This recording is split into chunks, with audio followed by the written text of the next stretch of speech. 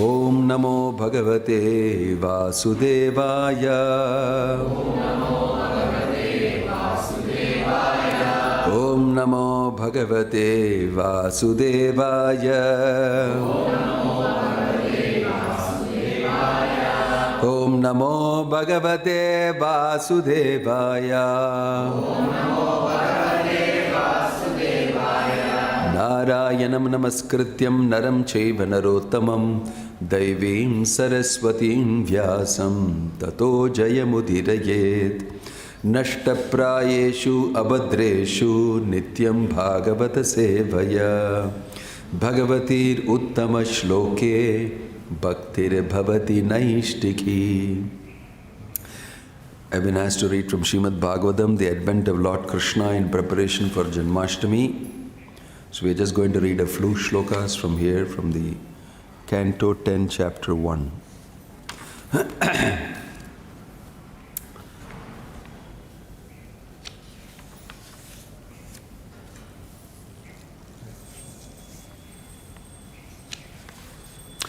Bhumir dripta nripavyaja daityanika shatayutaihi Akranta bhuri bharena brahmanam sharanam yayo. I'm reading from text 17 of Canto 1, Chapter 1. Once when Mother Earth was overburdened by hundreds of thousands of military phalanxes of various conceited demons dressed like kings, she approached Lord Brahma for relief. When the world is overburdened by unnecessary military arrangements, and when various demoniac kings are the executive heads of state, this burden causes the appearance of the Supreme Personality of Godhead. As the Lord says in Bhagavad Gita, Yada yada hi dharmasya glanir bhavati bharata abhyutthanam adharmasya tadatmanam srijamyaham. Whenever and wherever there is a decline in religious practice, O descendant of Bharata, and a predominant rise of a religion, at that time I appear myself. When the residents of this earth become atheistic and godless, they descend to the status of animals like dogs and hogs. And thus their only business is to bark among themselves. This is dharmasya glani, deviation from the goal of life. Human life is meant for attaining the highest perfection of Krishna consciousness. But when people are godless and the presidents or kings are unnecessarily puffed up with military power, their business is to fight and increase the military strength of their different states. Nowadays, therefore, it appears that every state is busy manufacturing atomic weapons to prepare for a third world war. How true. Such preparations are certainly unnecessary. They reflect the false pride of the heads of state. The real business of a chief executive is to see to the happiness of the mass of people by training them in Krishna consciousness in different divisions of life. Chaturvarnyam maya srishtam gunakarma vibhagashah. A leader should train the people as Brahmanas, Kshatriyas, Vaishyas and Shudras, and engage them in various occupational duties, thus helping them progress towards Krishna consciousness. Instead, however, rogues and thieves in the guise of protectors arrange for a voting system, and in the name of democracy they come to power by hook or crook and exploit the citizens. Even long ago, asuras, persons devoid of God consciousness, became the heads of state, and now this is happening again. The various states of the world are preoccupied with arranging for military strength. Sometimes they spend 65% of the government's revenue for this purpose. But why should people's hard-earned money be spent in this way? Because of the present world situation, Krishna has descended in the form of the Krishna consciousness movement. This is quite natural. For without the Krishna consciousness movement, the world cannot be peaceful and happy. Gaura bhutva shumukhikhinna karandanti karunam vibho upastitantike tasmai vyasanam samavochata. Mother Earth assumed the form of a cow Very much distressed with tears in her eyes, she appeared before Lord Brahma and told him about her misfortune. Brahma tat ubadharyatha sahadevaistaya saha jagama satri nayanas tiram kshirapayonidhe. Thereafter, having heard of the distress of Mother Earth, Lord Brahma with Mother Earth, Lord Shiva, and all other demigods approached the shore of the milk ocean. After Lord Brahma understood the precarious condition of the earth, he first visited the demigods headed by Lord Indra, who are in charge of the various affairs of this universe, and Lord Shiva, who is responsible for annihilation. Both maintenance and annihilation go on perpetually under the order of the Supreme Personality of Godhead. As stated in Bhagavad Gita, Paritranaya sadhunam vinashaya cha dushkritam. Those who are obedient to the laws of God are protected by different servants and demigods, whereas those who are undesirable are vanquished by Lord Shiva. Lord Brahma first met all the demigods, including Lord Shiva. Then along with Mother Earth, they went to the shore of the ocean of milk, where Lord Vishnu lies on a white island, Shvetadvipa.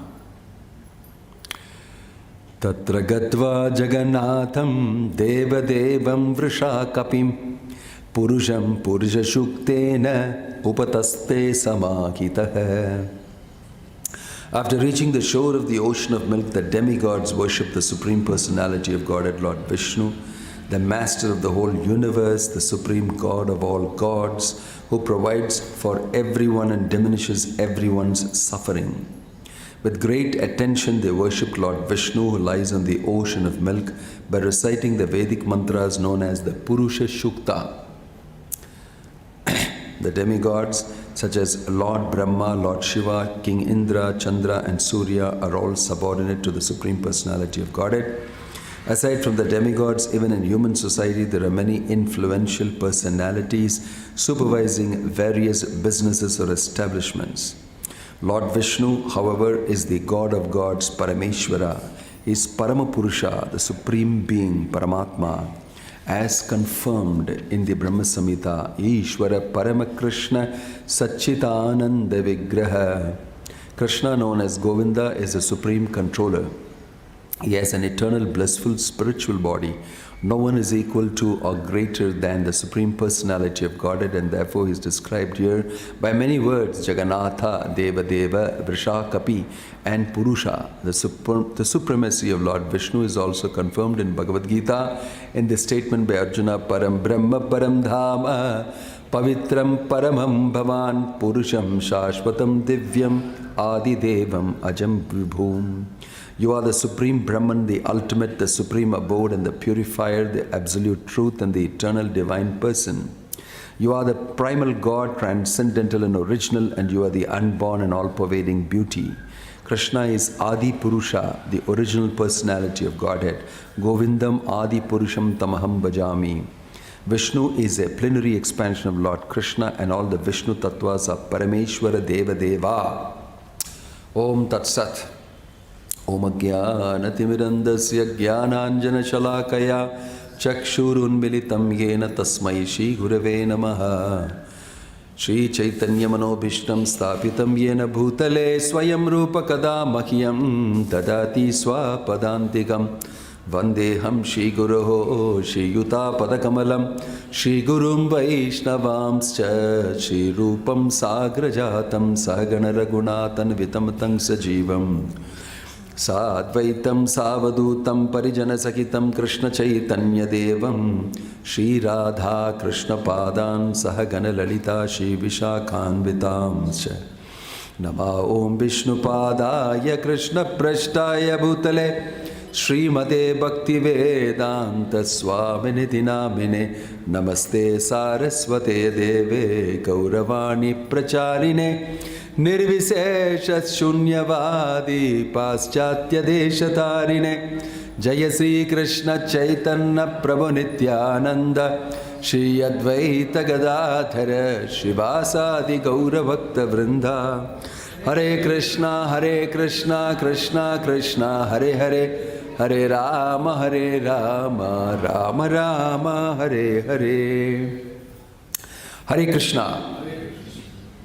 This is a pre-Janmashtami Srimad Bhagavatam class from today onwards. In other words, we are preparing for Janmashtami. Why should we prepare for Janmashtami? That's the temple does it. They do all the preparation, they do all the organization, the devotees run around and they, go and get donations and they prepare a great feast for us the next day and we just have to go, enjoy the festival, eat, dance, chant, and be happy. True. You are right, you could be 100% right. But here the preparation is more subtle. We're talking about a subtle preparation. We're talking about ourselves being able to receive the Lord, being able to celebrate even Janmashtami. So even in the puja department, they will do a sankalpa. They will do an adivas ceremony the day before. They prepare the deities, they prepare themselves in meditation. That tomorrow is the Lord's birthday, and so what should I do? I should, apart from doing the physical cleaning, I should also keep my heart clean. I should also make my heart prepared in such a way that it can receive Krishna. So we must be prepared to prepare. Why I'm saying that? Preparation is always something that we don't like very much. We like to directly dive into the program. Like I said, when is the Janmashtami? I'll come on that day. Morning I'll be coming and then I'll dance and chant and then I'll go away. But Janmashtami is such an event that if you really want to enter into Janmashtami, then you may prepare yourself so that you can receive the Lord and duly perform celebration, which is not just external celebration, it is an internal celebration. It's an internal welcoming of the Lord. So you can see that although Vasudeva and Devaki know that the Lord is going to be born to them, they are getting ready to prepare for the Lord. And they are going through so many different types of difficulties. That is preparation. Krishna is not achieved so easily. Every good thing in this material world that you have got through with some difficulty, some hard work, some austerity, penance. So you want to achieve Krishna also, you have to do some amount of work or not? But the feeling inside we have is Krishna and all that, it is up to him. It is up to him. If he wants, if he gives himself to me, I will accept. Otherwise, I'm busy working for other things. I do work very hard for my job, for my children, and for my parents, and for my other things, and for my name and fame in this world and society, and settling down and everything. Who else will do that for me? But if I am supposed to be Krishna conscious, it's up to Krishna to do it. This is somehow the subtle plan in the backside, at least in India. In the backside, somewhere there is an assumption that it's not so much my responsibility as much as it is Krishna's responsibility. I did my job. I did all my duties correctly. I have qualified myself. Actually, it's true. It's only Krishna who can give you bhakti. But if it is religion you're talking about, then you must prepare yourself. And the responsibility is yours. It's very interesting. Bhakti, you offer to the Lord, you prepare yourself how? By becoming eager to get love of Krishna. What is the preparation is, I want to get attracted to Krishna. What I should do to get attracted to Krishna? That is the preparation. The preparation is not that you do all the regular external things alone. You prepare yourself for getting the mercy of Krishna. One of the most important things you have to prepare yourself with eagerness, desire. Tatra mulyam laulyam. The only currency you have to pay for that is greed for getting Krishna. Do you have a burning greed and a burning desire for Krishna? Then Krishna presents himself to you. Right? If you don't have so much of a desire, and if you're not having a burning desire, then ye yata mam prapadyante tangs tataiva bhajamiham. As much as you have a burning desire, that much Krishna presence. Because it is not something that you earn by your material work. It is something that is lying dormant in you and you bring it forth. So now this is what is preparation. Devotees know preparing means awakening my dormant desire for love of God. That is a very difficult thing to do for most people. Because most people in the material world are very familiar with doing physically things, mentally things, intellectually things, for moving matter and material things.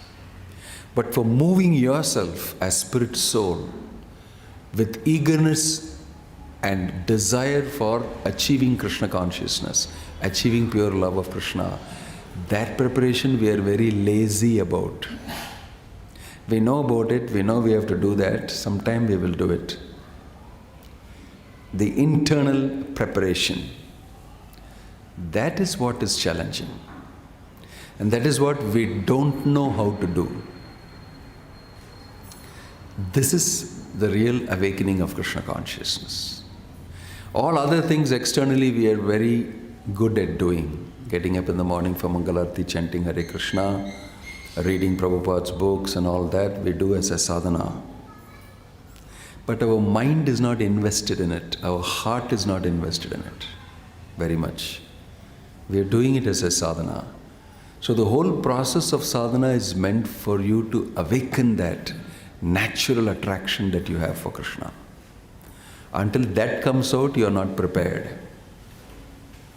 Until that comes out, you are not prepared. So our sadhana is meant to awaken that. The meaning of the word sadhana is to performance with the senses and the mind to awaken your desire to love Krishna. It is the meaning of sadhana. So when you perform sadhana, what should you check? What should you be awaiting should happen? Your love for Krishna should increase, your attraction to Krishna should increase. And Krishna manifests himself. You see, when Narada Muni did penance, he was a servant-maid son and his mother died in the forest, bitten by a snake. Then he was like totally alone, nobody he has. He was just not a very socially adept person. He was a servant-maid son, so he studied in some local school and was going and coming, small, something. But he got the association of great rishis and sages. The Bhakti Vedantas, as is mentioned. And he became highly inspired by them because they introduced him to Krishna. They sat in his house and discussed Krishna consciousness and discussed Krishna Katha. And he was watching and hearing, my gosh, I never heard about this before. About God, about Krishna, his beautiful pastimes since a very young boy. So he became naturally attracted. Nothing else in his mind. He's not been spoiled very much by cell phone and mobile phones and some social media. None of these things. He's a simple person in the forest. So because he became attracted to Krishna by hearing about Krishna, that attraction remained in his heart as the main occupation of the heart. And then when his mother passed away, all he knew is what they had told him. So he immediately went and performed that type of austerity and penance to get Krishna. And he deeply desired Krishna. Very young boy, mother died, and he knows nothing else, but this is the only information, this is the only idea put in the head. By being fortunate, so he meditated on Krishna. And then Krishna appeared to him in his meditation. Very beautiful. He was so stunned and so happy. And then he lost. And then again he started, no, I want to have that experience. Again he started meditating. And then the Lord said, I will not come to you again. A voice spoke to him and said, voice of the Lord, my dear devotee, I don't think I'll appear to you again now, because you are not yet qualified to see me. He told him, you are not yet qualified to see me. But if you continue to perform this devotional service, very soon I will take you back to the spiritual world. I'll give you my association. So the Lord withdrew and said, you are not yet qualified to see me, but you're on the right track. There's a good chance that you would do it. So there we have to become qualified to be able to receive Krishna in our consciousness. That is preparation. Janmashtami does not mean every year I celebrate my birthday, just like that I'm celebrating the Lord's birthday, my son's birthday, also I celebrate my grandfather's birthday, I celebrate my father's birthday, my mother's birthday, my friend's birthday, everybody's birthday, I celebrate birthday ki jai, Janmashtami ki jai. It has nothing to do with that, actually. Transcendental. Janma karma chame divyam evam yo veti tatvatah. This is the meaning of saying, if you truthfully understand my janma, if you really understand tatvatah in truth, then tyaktva deham punarjanma naiti. Then for you no more punarjanma. Mameti so Arjuna, you'll come back to me.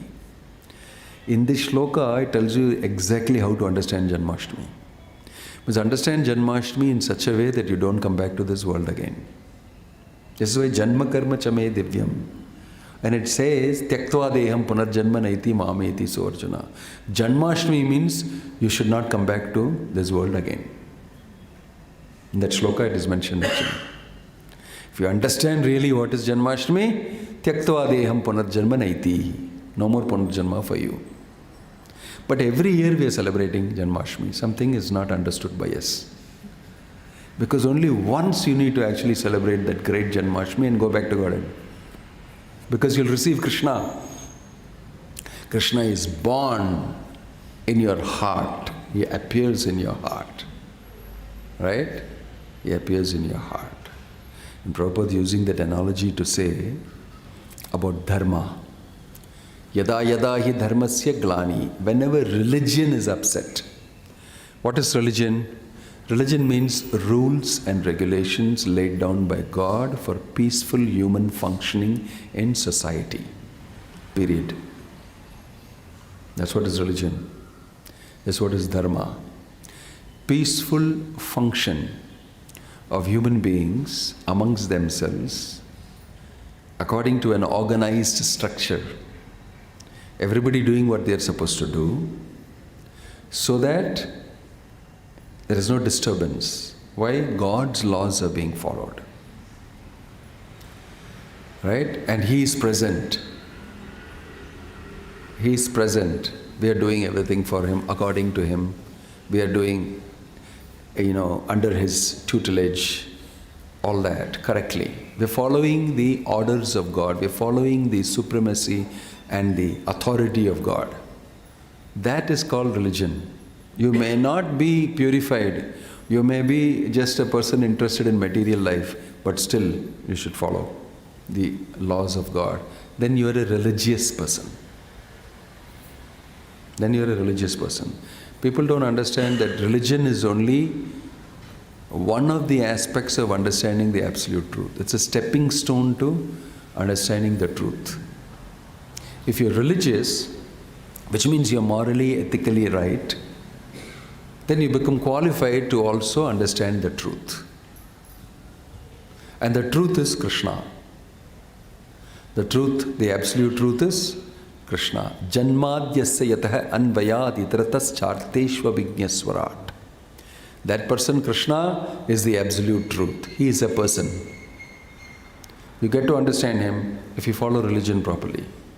So whenever God's laws are disturbed by atheistic people, demoniac people and envious people, then Krishna descends to put it right again.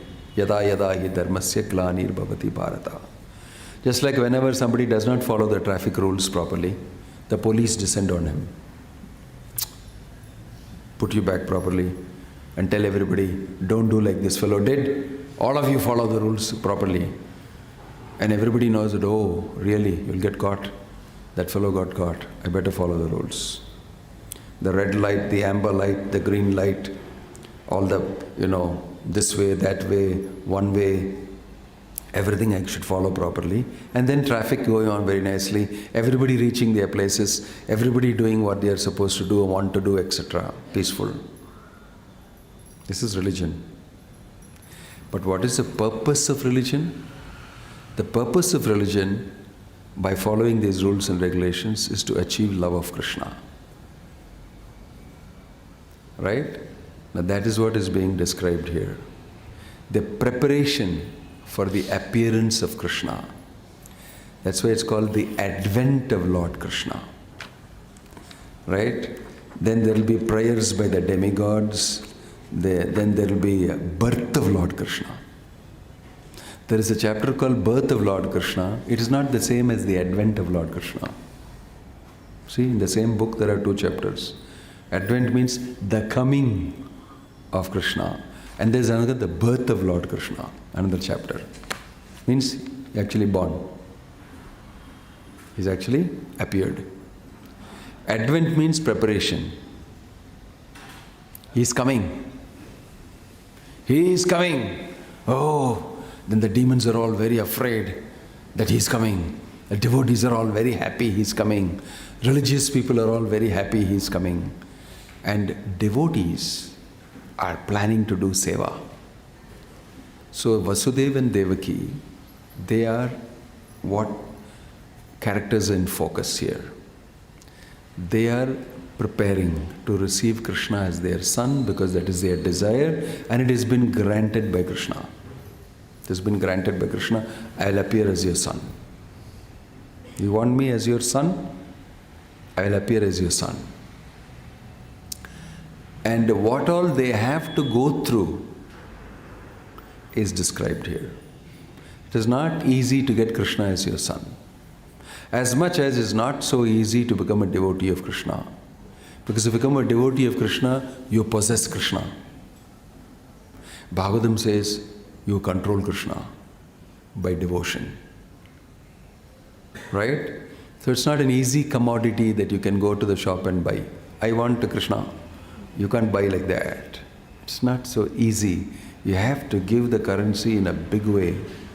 You can see Vasudeva and Devaki doing that. In order to get Krishna as a son, they pay very dearly. They pay very dearly. But in the end, Krishna appears to them. It looks like what all big problems you are going through, is it worth it? Getting Krishna as your son? No, it's worth it. For devotees, it is worth it. Anything is worth Krishna. Anything is worth Krishna. Krishna is the most valuable possession of the devotee. Bhakti for Krishna is the most valuable possession for the devotee. So you will see how they are preparing for it. So achieving Krishna consciousness is not a very cheap thing. Achieving the supreme absolute truth is not a cheap thing. You have to pay the price for it. You have to pay the price for it. So anybody who wants, like I said, anything of good value, you have to give the price for it. Isn't it? Nothing is available cheap. Nothing is available free. Even sense gratification. You have to work very hard for it. So the value system is different. So that's what I mean by saying that we prepare ourselves for the one and only Janmashtami. We need to prepare. Once Krishna actually appears in our heart, we don't have to be here anymore. Tyaktva deham punarjanma naiti mameti so Arjuna, you're ready to come back to me. That's what this shloka is telling. Janma karma chame divyam. My Janmashtami, if you understand properly. Of course, the story also is bewildering. You have to understand deeply. There are many questions asked by Parikshit to Shukadeva Goswami. Why did he take Krishna away to Vrindavana? Why did this happen? Why did Balaram? All sorts of questions he will ask. So preparation consists of many things. So physically what will happen, that is discussed here. That is discussed here. Initially, in the material realm, the effect is felt that the burden of the world is increasing because of so many leaders who are not properly oriented. The leadership is the Kshatriyas and the Brahmanas. The Brahmanas are more powerful than the Kshatriyas, but they don't act in the forefront. Advice of the Brahmanas is given to the Kshatriyas, and the Kshatriyas act in the forefront physically. The Brahmanas are like the intangible, powerful resource. They advise. And if you don't follow their advice, invariably you will get into trouble. Invariably you will get into trouble. Either they themselves will come and stop you from performing, or you will get into trouble. It's just a matter of time. Krishna will appear if you're too powerful a demon, then Krishna will send somebody, or gauging how powerful it is and how powerful you are, accordingly, either Krishna himself will come. So it is mentioned here that Bhumi felt the burden of these people. So Bhumi will say, I can take the burden of anybody, not the burden of the person who is a liar, who is adharmic, who doesn't listen to your orders. I can't take the burden. So to lighten the burden of the earth went and cried in the form of a cow. Bhumi went and cried. And Brahma felt duty bound to respond. So he, along with Shiva, they went to the Kshira ocean, the milk ocean. All this looks very fantastic. Milk ocean? Yes, milk ocean. The Bhagavatam describes milk ocean, honey ocean, liquor ocean. My gosh, that is interesting to people here. They must be interested. They're not very interested in honey and all that. But liquor ocean is mentioned. Sugarcane juice ocean is mentioned. Whew. Tair ocean is mentioned. Curds, yogurt ocean. How, just dive into those things, how it will be, huh? Especially the liquor ocean, these people will just, I just want to go there and never come back. Yadgadvana nivartante. I want to just disappear into that. But these oceans are described, it's real. It's milk ocean. And that's where the Supreme Lord in his form as Kshiro Dakashayi Vishnu is reclining on Ananta Sesh. And they go there, all the demigods together, and they offer their prayers. It's mentioned here, Purusha Shukta. Om Sahasra Sirsha Purusha Sahasrakshas Sahasravat Sabhumin Vishvato Vritva Atyatishtat Dajangulam Puruchaye Vedagam Sarvam Yad Bhutam Yadcha Bhavyam Utamritatvaseshanaga Yadannena Tirohati Etavanasya Mahima Ato Jaya Gumcha Purusha. Like that it goes. You can imagine all the 33 crores demigods singing this in chorus, how it will be. Powerful vibration. Huh? They stand there on the ocean and they chant this. And then Brahma contacts, wireless contact. He hears the Supreme Lord, Vishnu, telling, I have heard your prayers, I know your anxiety, I will be coming. Prepare yourself. I want all the demigods to also appear in the Bhuloka before I come. Keep everything ready and I will appear. This way he gives instructions. Before I come, what all should be ready. How things will be. Don't worry about Kamsa and all. That's all very small things actually. Don't have to worry. I am coming to be with my devotees actually. In the process I will just kill Kamsa and go away. Actually this is what Acharyas say. It's not that the Lord has to come, oh really, Kamsa is there, I am coming, prepare myself, I will go to the gym and get ready and prepare, I will make all the ayudas and come, I will do all this. Nothing like that for Krishna. Nothing like that for Krishna. Kamsa is a nobody. You could have killed Kamsa from there only. But he actually came to perform pastimes. In the meantime, he killed Kamsa and many other asuras. Just like a joke, like a game. Every day Krishna went to the forest, he killed one demon it seems. But only few are recorded. Famous ones, some are recorded in his pastime. But actually every day, it was everyday hobby for him to kill one demon and dance with all of them. All the Gopas dance together and have a feast in the forest. It was a fun game for them every day. So it's not that it is something very seriously important. So, but for all the demigods, it's very important because their positions are gone. They're threatened in so many ways and they're highly worried and disturbed. We are all people who follow your rules and regulations. Your order is followed. We keep up religion. So don't worry, I'll come for you. I'll set it right, don't worry.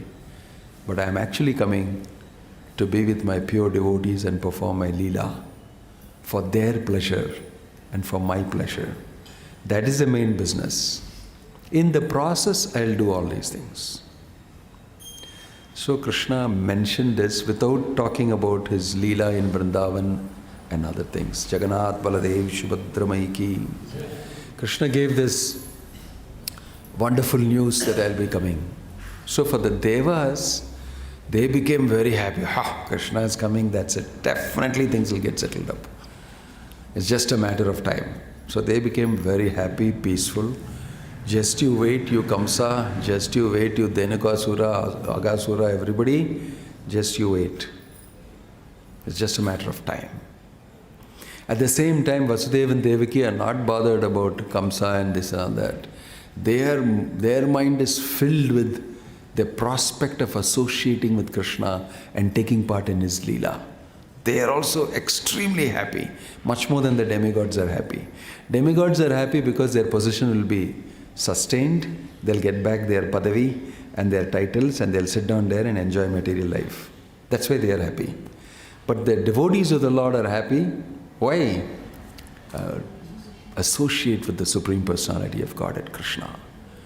And we will have pastimes, I'll be part of it. That's their amazing happiness. In this way, Krishna appeared in the house of Yashoda, in the house of Vasudeva and Devaki. And what was that house? It was a prison house. The prison house of Kamsa. So, Yennaya, ivvala periya kadavulungringa kadasila jail dhaan vandara. Such a big, great things you're talking about the Supreme Lord, and finally appears in a jail, in a prison house. Yes, that's the great thing about it. That's the great thing about it. The amazing thing is the Supreme Absolute Truth appears in the jail. Why? Because they are devotees, both of them. And somebody else said that, no, but it's Kamsa's house. No, he appeared. Yeah, he came to kill Kamsa. To kill Kamsa, he has to come in his house only. Assured that I have appeared in your house, in your prison house, and you will be killed. And for the same Vasudeva and Devaki, in that same residence, they were in supreme bliss. They were in supreme bliss. Because they were desiring to have Krishna as their son. And he came to satisfy that desire. When Krishna comes in one stroke, he satisfies so many devotees' desires, so many people's requirements, and amazing amount of things happen in one stroke. He does everything. Talk of multitasking, this is super duper multitasking. He does many, many things together. So you will see that the preparation is done. Vasudeva and Devaki have gone through many, many things and they've landed up in the jail. They've landed up in the jail. And Krishna, never mind where you are. You're in the jail, I come and see you there. So it doesn't matter what material situation you are in. To receive Krishna, you don't have to be in a very good, see a horoscope and see that everything is in peak, good place. Shukran is very this thing, that then only Krishna consciousness will happen. No, it's happening when he's in the jail. When he's suffering the worst materially, Krishna is appearing to them. Can you see that? We are thinking that it's connected. That is the problem with religion. In religion, every time you see everything should be auspicious, everything should be shubham, everything should be nice. I checked with the astrologer, it's all fine, let's go, let's do this, everything is very good and I'm enjoying life. I'm enjoying life. You're enjoying your material life. But for Krishna consciousness, it doesn't matter whether you are in Yedara Shani, 7.5 years Shani, or you are doing some great, fantastic, Jupiter is in a very good house and you're enjoying the greatest of fame and name and sense gratification. It doesn't matter. If you're qualified with devotion, Krishna appears. Krishna appears. So to Yudhishthira Maharaj also he is appearing. He is king on the throne, emperor of the whole world. He is sitting with Yudhishthira.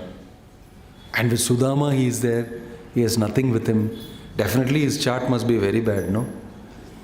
Definitely chart must be very bad. Just see how horoscope has got nothing to do with your spiritual life actually. But people go around putting these two things together. Sudama. And he appeared to Draupadi getting disrobed in the palace. Nobody to help her. And he appears there and gives her unlimited sari. Did he not appear? Of course she must have going through a very difficult time. Right? So all these things don't count. Bhakti supremely overcomes all these aspects. That's what you will see in the appearance of Krishna. Appearance of Krishna means triumph of bhakti, triumph of love. That's what you will see. Bhakti triumphs over every other difficulty. And it is independent of your material situation. It's independent of your material situation. Sometimes those who suffer the worst things in this world are the ones who have grown their bhakti to the topmost level. Because they are swimming against the current and they have become very strong spiritually. They themselves, they may not know. With constant opposition. Constant opposition. You see the story of a trainer, a sadhu, telling the person who has come with great distress to him that he wants to do something physically. Sit and meditate is one thing, but something should happen. So he told him this huge mountain rock is there above you and we are inside the cave. Every day you push this rock. What? Every day you should push this. You should try to, how impossible to push? No. Don't say impossible, you should try first. That is your sadhana. Every day you must push. So every day he was pushing. What sadhana is this here? This thing will never budge even 1 micron, 1 millimeter also it won't budge. But he was doing that sadhana regularly. Pushing every day. Still pushing. But after a long time, he came and asked, what is the use of this? So he said, see how strong you have become. You become very strong. Then only he noticed that my body's become very strong. Why? Every day I'm pushing this massive mountain, trying to move it. In the process, he did not notice that he was becoming strong. Then he told him, this is what will happen to you. Those difficulties that you're facing, if you continue to stand up to it and continue your religious process and continue your spiritual life, you'll become internally very strong. That is when you will become successful. He gave him this example. So, we should know that bad times, good times, all are actually bad times. Prabhupada says in the Bhagavatam, there is nothing like bad time, good time. It's all time without Krishna is bad time, he said. Generally speaking, that's the criterion. Any time without Krishna is bad time. So if you see bad and good are actually not very useful. Your horoscope is not really very useful. So if you look at Vasudeva and Devaki, they suffered a whole lot of things. Kamsa ready to kill his sister Devaki. And Vasudeva had to plead and do the greatest of counseling and diplomatic talks and everything to put his sword down. He used his best, political knowledge, diplomacy, everything, and convinced Kamsa. And Kamsa had faith in Vasudeva. And then after that they get jailed again, because Narada Muni comes and steps on the accelerator and says, this type of thing will not go on. Krishna will take more long time to come. Let's put a fast forward on this.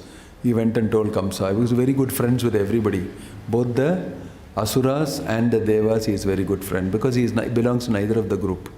He belongs to Krishna. So he keeps good relationship with both of the groups, because he is somehow trying to introduce both of them to Krishna consciousness. He is transcendental to both. So he moves very seamlessly from here to there, from the Asuras group to the Devas group. He'll go there. So he went here also and said, Kamsa said, you're a very good friend of mine. I want to tell you a secret. The big meeting is going on there, on that side. Why? All the demigods have got together and they are meeting. 33 crores people together, they are meeting. The world's largest leadership meeting was there. Why? They have all been given instruction. They are all going to appear and take birth in this world, and then Krishna is going to come. Ooh. He revealed the full plan to Kamsa. Beware. I just want to tell you, I am a good friend. He went and said this. He dropped the idea in Kamsa's head. He quietly dropped the idea in Kamsa's head. What is it? Krishna is coming. You have finished. And all the demigods have come to help him. That means demigods and Krishna together are going to go against you. He felt very lonely, Kamsa. My gosh, so many people against me. Vishnu against me and all the demigods against me, and I am alone with some stupid demons with me, Dhenukasura, Agasura, and all of them. How will I do it? Never mind, I am like this, I am great. So he got puffed up. And that's exactly what Narada Muni wanted to do. So puff him up a little bit, accelerate the whole thing. So there are also devotees accelerating Krishna's activities and his pastimes occurring in this world. And Krishna is appearing. All these things are happening before Krishna appears. Right? Many things happen before Krishna appears. So don't think that one fine day, suddenly I got up and I became Krishna conscious. Wow! Actually, this is exactly one devotee, one person told me. I remember very long back when we got this land, I had gone to get some money from him, and he said, no, I am very interested in helping you. I'll give you money. But the condition was, I listened to his spiritual exploits. And that was the most austere thing for me to do. It was also boring, because he will explain with action. Just one parvai, one look he gave me, I got initiated under the tree. And then I saw there was some light coming inside. I said, how could you see? There was no mirror there in the forest. No, but I could, feel light coming through his ears and through his eyes, it seems. I don't know how. And then, it happened to me. All these things he will tell and I had to listen to him. All because he's going to give some money. I said, this is a great austerity. Why I have to listen to all this crap from you in order for me to get a little bit of some money? He was wondering. No, this is service. And then every time he would come here, he would subject me to his. In the night, today I dreamt Hanuman. He was white. My Hanuman is white. In the dream he came, and then he was flying above me like that. Then he came in front of me, and I paid obeisances. He said, no, I will pay obeisance to you. I said, nonsense. All sorts of things you have to hear. I felt very austere. Huh? And then finally one day I told him that I think that you are wrong. Your dreams are all wrong. What? After that he never stopped. He never came here after that. I disappointed him very much. I told him that, this is not correct. Like, how much can I hear, I got to tell you the truth sometime. So I told him the truth. So sometimes it is that we are subjected to many types of things in this world. The truth is different. But devotees of the Lord stay with the truth. They don't live on speculations. They stay with the truth. Our mind is always, taking us to all sorts of trips. And we like to go with the mind wherever it goes. That's what is mental sense gratification. Dreaming. Just let it loose. But in Krishna consciousness, we're telling the mind, no, stop it. It's great austerity. It's actually austerity. You will say, no, you're curtailing my freedom. No, you're curtailing your mind, not your freedom. Actually, by curtailing your mind, you get freedom. It's not that your freedom is curtailed. And that the devotee understands as he does that sadhana. Because in the end, he achieves Krishna. Achieving Krishna is a real freedom. Right? Muktir hitvan yatha rupam swarupena vyavastitihi. Being situated in your original position as a servant of Krishna is really mukti. Mukti is not just getting liberated from this material world alone. Mukti means being situated in eternal devotional service to Krishna. So we prepare ourselves to receive Krishna in a different way. We prepare ourselves by physically keeping clean, mentally keeping clean, and remembering Krishna, bringing Krishna into our consciousness, and as far as possible, refraining from any other unnecessary material indulgence. That is preparation. And a life is a whole preparation for this final Janmashtami. When Krishna is actually appearing inside you, you don't need to be here anymore. Tyaktva deham punarjanmanaiti. There is no necessity for you to hang around here. So Janmashtami is such a deep connotation that if you really understand Janmashtami, as Krishna is saying, you don't have to be in this world again. That is the guarantee given by Krishna. So I wish you all a very happy Janmashtami. Om Tat Sat. Hare Krishna. Jai Srila Prabhupada ki.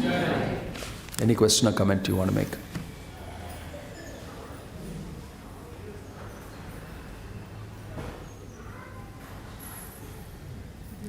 Yeah.